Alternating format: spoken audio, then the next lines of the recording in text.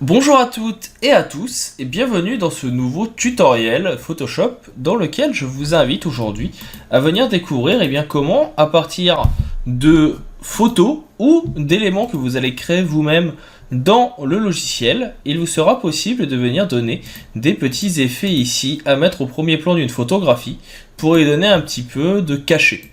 Vous avez ici la possibilité de venir le faire à partir de photos ou à partir, alors qui sont ici, je vous montre tout de suite, donc de photos ou de petits éléments graphiques. Si jamais vous avez des questions au cours du tutoriel et que vous ne comprenez pas les différents outils qui seront présentés au cours de celui-ci, n'hésitez pas à me laisser un petit commentaire. Je me ferai un plaisir de venir vous montrer et vous réexpliquer si besoin. Vous pouvez également profiter du tutoriel et de la section commentaires pour me présenter vos rendus ou me présenter et me demander d'autres tutoriels suivant vos besoins. Si jamais la vidéo vous a plu, n'hésitez pas à vous abonner, à cliquer sur la petite cloche et à suivre les tutoriels. Il en sort en moyenne 3 à 4 par semaine, les dimanches, mardis, jeudis et en général un petit peu plus, ça dépend, les autres c'est un petit peu plus suivant mes inspirations. Ça vous permettra d'en découvrir plus. Vous retrouverez également dans la petite fiche en haut à droite du logiciel sur YouTube de votre lecteur de vidéo d'autres petits tutos qui pourraient vous plaire et que vous pouvez regarder si cela vous intéresse. Retrouvez également dans la description de la vidéo un petit code promo qui vous permettra de pouvoir acheter mes formations sur tuto.com à un prix réduit. Vous avez jusqu'à moins 20% en utilisant les codes promo présents en description. Je pense avoir fait le tour, on va maintenant pouvoir attaquer l'astuce dans la suite de cette vidéo. Passons donc à notre petit tuto sans prétention sur comment venir rajouter des éléments, par exemple ici des pétales, je crois que c'est comme ça qu'on dit, au premier plan d'une photo. Alors c'est une technique assez simple, mais je trouve que c'est toujours intéressant de venir la présenter, et on va voir comment faire ça à partir d'une photo, ou bien à partir directement d'une forme que nous allons créer. Je commence bien sûr par la création via ici une photo. Ce que je vais faire, c'est venir déjà simplement sélectionner un des pétales. Donc je prends mon outil de sélection rapide. Je vais faire Alt et clic droit pour agrandir un petit peu la taille. Et je vais me mettre ici en flou en montant vers le haut. Et on va sélectionner celui-ci. Une fois que c'est fait, petit CTRL C pour pouvoir copier. Et on va venir ici le coller. Je vais venir en coller plusieurs. Je vais en faire un premier ici. Je vais venir en chercher avec un CTRL D ici un deuxième. Donc n'oubliez pas de reprendre votre outil de sélection. CTRL C, CTRL V. Ici on va prendre celui-ci, CTRL C. Alors on va sélectionner celui-ci. Voilà, CTRL C, CTRL V. Le but étant d'en avoir 2 ou 3. Donc là vous voyez qu'ils sont bien sur des calques différents. Alors celui-là il est un peu plus grand parce que il a dû me garder un pétale qui n'est pas utile ici. Je le sélectionne juste pour le supprimer. Si jamais, petite information, vous n'avez pas le cadre qui apparaît à cet endroit, autour de votre forme, n'oubliez pas de venir prendre l'outil déplacement et de cocher option de transfert. C'est ce qui permet d'avoir le cadre plus facilement. Et là l'idée ça va être de venir par exemple mettre des pétales un peu partout. Donc ici, devant, on peut en avoir au premier plan un peu plus grand. Voilà. Et l'idée ce serait qu'il soit un petit peu flou, qu'ils se superposent et qu'ils permettent de voir le reste de la photo mais de faire un effet sur le premier plan. Je vais ici les sélectionner, je clique sur celui du bas, j'appuie sur Shift jusqu'à mon calque du haut. Je vais faire clic droit et convertir en objet dynamique. Et ensuite, tout simplement, je vais venir ici dans Filtre et j'ai Flou Gaussien. Et en fait, ce flou Gaussien, vous voyez, il me permet de venir ajouter des effets de flou à ma photo. Si je passe par ici, le problème c'est que tous mes éléments ne vont pas avoir le même niveau de flou, ce qui n'est pas forcément intéressant. Même si déjà, vous voyez, comme ça, on peut avoir un résultat assez intéressant qui permet de venir placer les éléments. Ce que je peux avoir envie de faire, ce serait d'avoir ici mes différents pétales, mais de flous différents. Donc là, c'est une petite technique qui est intéressante, c'est que vous allez pouvoir venir double-cliquer. On va retrouver les 3 pétales, bien au même endroit, et en transformant chacun de ces 3 pétales en objet dynamique. Alors je rappelle, j'ai double-cliqué quand mon calque est dynamique pour l'ouvrir dans un nouvel onglet. Ici, je vais pouvoir venir mettre un effet de flou différent par pétale. Là, par exemple, celui de l'arrière-plan, le deuxième ici, sera plus net que celui qui est au premier plan, que lui, je vais venir flouter beaucoup plus. Et enfin le dernier, donc qui est celui-ci, d'ailleurs je vais les mettre dans l'ordre, ce sera un peu mieux. Le dernier qui est ici, et bien lui on va venir également lui mettre un effet de flou gaussien, mais un peu plus faible, de façon à ce que, quand je viens enregistrer, à l'aide d'un CTRL S, petite anecdote ou petite astuce pour savoir si vous avez bien enregistré, si ce n'est pas le cas, vous avez une petite étoile dans l'onglet, comme ici, si c'est le cas, elle disparaît. Et ici j'ai bien tous mes éléments, vous voyez, qui sont modifiés. Et l'avantage c'est qu'à tout moment, je peux revenir ici dans flou gaussien, je trouve que le dernier pétale il n'est pas assez flou, je peux double-cliquer, je peux venir accentuer, je réenregistre avec un petit CTRL S, et l'effet est remodifié. Le défaut de cette technique, vous voyez, c'est que par contre, ici, il va mettre un petit débord gris, tout simplement parce qu'il va prendre la taille de mon élément. Et là, on voit que ça s'est coupé. Donc, vous pouvez ici utiliser l'outil recadrage. Si vous souhaitez plus d'infos sur cet outil, vous pouvez retrouver ma vidéo sur le sujet, qui est disponible sur la chaîne et dont je vous mets dans la petite fiche présente en haut, dans le petit point d'exclamation. Donc là, j'ai agrandi, on voit ici qu'il n'y a plus ce petit effet de coupure. Et si je fais CTRL S, maintenant, on n'a plus cet effet de découpe. Ça, c'est une des possibilités. Je pourrais très bien ici, en plus, venir modifier la couleur. J'aimerais que les pétales se rapprochent du rouge du cœur. Là, je vais venir cliquer sur le petit cercle bicolore qui est ici. Je vais choisir teinte saturation. Je vais venir l'appliquer pour qu'il ne se fasse que sur le calque qui est en dessous. L'application se fait dans le menu propriété que vous avez ici, en venant cliquer sur le carré avec une petite flèche. Maintenant, toute modification que je ferai ne se fera que sur le calque inférieur. Et là, l'idée, ça va être, eh bien, pourquoi pas, de venir mettre du rouge et d'avoir une couleur qui va se rapprocher un peu plus de la couleur du cœur. Donc là, vous voyez, je peux venir accentuer l'effet rouge, je peux venir modifier la luminosité pour assombrir et avoir des pétales d'une autre couleur, de façon à avoir quelque chose qui s'en rapproche un petit peu plus. Si ça ne vous plaît pas, vous pouvez aussi venir faire coloriser directement. Et là, coloriser, vous voyez, j'augmente la saturation et je peux venir choisir d'autres couleurs pour avoir quelque chose qui m'intéressera un peu plus. Et donc là, en venant assombrir, en venant augmenter la saturation, je peux obtenir, eh bien, tout simplement, le rouge qui m'intéresse. Alors, personnellement, celui-ci me plaisait bien. Pour voir le avant-après, un petit clic ici sur l'œil, hein, on voit qu'on se rapproche en termes de couleur de quelque chose de plus intéressant. Et ce qui peut être bien aussi, donc là, je vais faire un petit CTRL S pour enregistrer. Ça peut toujours servir, et puis au cas où, je pourrais toujours vous transmettre le PSD si vous le souhaitez pour pouvoir vous balader dessus. Je le mettrai dans la description de la vidéo, faites-le moi savoir si ça vous intéresse.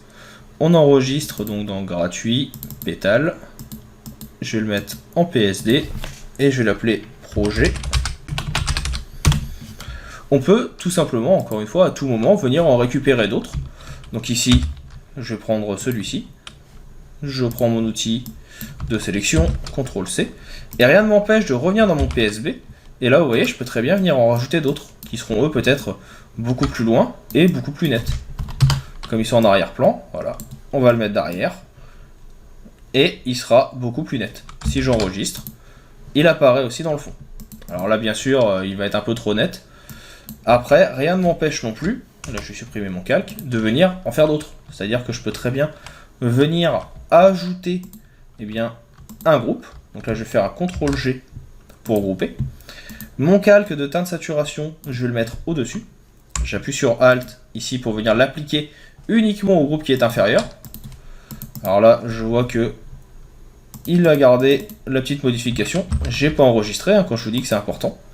Donc voilà. Et là, si je fais CTRL-V, que je vais rajouter mon pétale, comme il est dans le même groupe qui est ici pétale, et bien automatiquement, il va avoir l'effet de teinte saturation qui est mis au-dessus. Et là, je peux très bien venir en mettre d'autres, dans un sens ou dans l'autre, des petits pétales qui vont pouvoir se balader, qui vont être ici un peu plus dans le fond, dans un sens, dans l'autre. Je vais pouvoir venir les déformer en appuyant sur Shift, etc., etc. Suivant les besoins dans votre composition. Et l'autre technique que je voulais vous montrer, c'est sans forcément utiliser ici de photo. Donc là, celui-là, je le garde. Ça serait de venir par exemple hop là, sur cette photo, et j'aimerais avoir ce système de pétales qui se met en place également. Personnellement, je vais venir créer un nouveau calque, je vais le faire au lasso, hein, on s'en fiche un peu de la forme du pétale, il faut juste que ça y ressemble. Donc hop, voilà, vous voyez ici on a une forme de pétale. Je vais la remplir avec un pot de peinture, je vais venir chercher une couleur qui va être une couleur un peu rouge, peut-être même un petit peu plus pâle pour que ça aille avec la composition. Je l'intègre ici.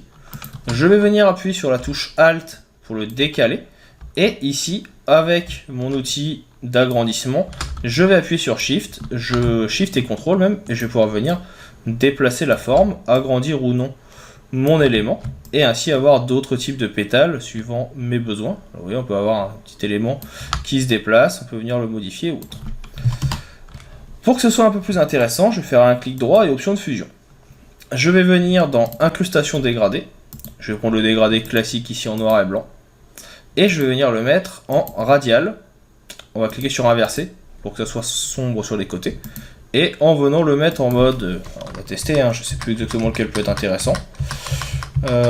Par exemple, voilà, en lumière tamisée, on est pas mal, on a un petit dégradé qui peut être sympa. On peut modifier l'échelle pour avoir quelque chose qui nous intéresse. On va ainsi pouvoir venir donner un petit style à nos pétales. Comme tout à l'heure, là je ne vais en faire que 2. Je les sélectionne, je peux venir les agrandir comme j'en ai envie. Hop, celui-ci, donc est devant, on va l'agrandir encore un peu plus. Un petit contrôle pour le déplacer. Voilà, on va le mettre dans l'autre sens. Je sélectionne les deux. Clic droit, convertir en objet dynamique. Et encore une fois, un petit coup de flou Gaussian, ici. Je viens agrandir l'effet. Et là, vous voyez qu'on peut venir ajouter ces petites touches de lumière au premier plan. Et là, je le fais avec des pétales, mais rien n'empêche de venir le faire avec des fleurs, avec des feuilles d'arbre, avec ce que vous voulez. Et ça rajoute toujours un petit cachet au premier plan. Après, il faut que ça soit plus ou moins visible. Ça peut être intéressant, vous voyez, même pour faire un effet bokeh, très simplement. L'autre utilisation qu'on peut en avoir, c'est également pour venir rajouter des effets de neige. Alors sur ces photos-là que j'ai choisies, c'est pas forcément adéquat, mais je peux très bien venir faire un cercle en blanc. Donc là, je prends mon pot de peinture, j'ajoute du blanc. Voilà. Et ici, je vais venir en faire un grand au premier plan. Je vais dupliquer, je vais en faire un plus petit de l'autre côté. Je vais en faire un autre un peu plus grand. Voilà, ici. Je sélectionne les trois, clic droit, convertir en objet dynamique. Un petit effet de flou Gaussian. Et là, vous voyez qu'on peut très rapidement venir donner des effets de neige qui sont en train de tomber ou des effets de bokeh qui peuvent être intéressants. Et vous jouez avec l'opacité pour avoir quelque chose qui vous intéresse. Et ça ajoute tout de suite un petit plus à votre composition. Donc voilà pour cette petite astuce qui sera un petit peu des sentiers battus par rapport à d'habitude, parce que là on va vraiment aller un peu plus dans le détail de la photo manipulation, alors que d'habitude je fais plutôt de la présentation d'outils. Dites-moi dans les commentaires si ce type de vidéo vous plaît, si vous voulez d'autres petites astuces de photos que l'on peut rajouter dans Photoshop pour ajouter un petit plus, voire même si vous voulez qu'on voit des formations pour créer des filtres photos. Et puis si cela vous intéresse, eh bien abonnez-vous. N'hésitez pas à partager la chaîne, à cliquer sur la petite cloche, etc., etc. Vous connaissez le principe, vous savez comment ça fonctionne. Pour que la chaîne continue à vivre, eh bien, on compte sur vous, il suffit juste de participer. Je vous dis maintenant à bientôt, je vous souhaite une bonne continuation et un bon apprentissage de Photoshop. Hop hop, ne partez pas si vite. Vous avez aimé la vidéo, l'astuce que vous avez vue vous a plu et vous a permis de vous améliorer dans le logiciel que vous suivez, Photoshop, Illustrator, InDesign, Affinity Photo ou que sais-je encore. Vous souhaitez aller un petit peu plus loin dans la découverte de ces outils et comprendre au mieux leur fonctionnement, voire même vous personnaliser dans certains domaines, l'auto-entreprise, comment développer votre auto-entreprise par exemple avec Photoshop, comment vous améliorer si vous êtes développeur, comment l'utiliser la suite Adobe si vous êtes illustrateur ou que sais-je encore. Sachez que je propose également des vidéos sur tuto.com que vous pouvez retrouver avec le lien présent dans la description. Vous y retrouverez l'intégralité des vidéos gratuites du site, de la chaîne YouTube, mais également l'intégralité de mon catalogue de formations payantes. Il arrive régulièrement que je propose sur la chaîne YouTube, mais aussi sur les réseaux sociaux, des codes promo pour les avoir à moins cher, donc n'hésitez pas à les suivre pour pouvoir rester à l'affût des dernières nouvelles. Je vous invite également, bien sûr, à laisser un commentaire, un petit like, à partager la vidéo autour de vous, afin que la chaîne puisse grandir. N'hésitez pas à me dire ce que vous en avez pensé, c'est toujours avec plaisir que je lis les commentaires et que je réponds, même en cas de besoin. Je vous dis maintenant à bientôt pour d'autres tutoriels, pour d'autres ressources, pour d'autres outils liés au monde du graphisme ou du marketing. Je vous souhaite une bonne continuation et je vous dis à bientôt.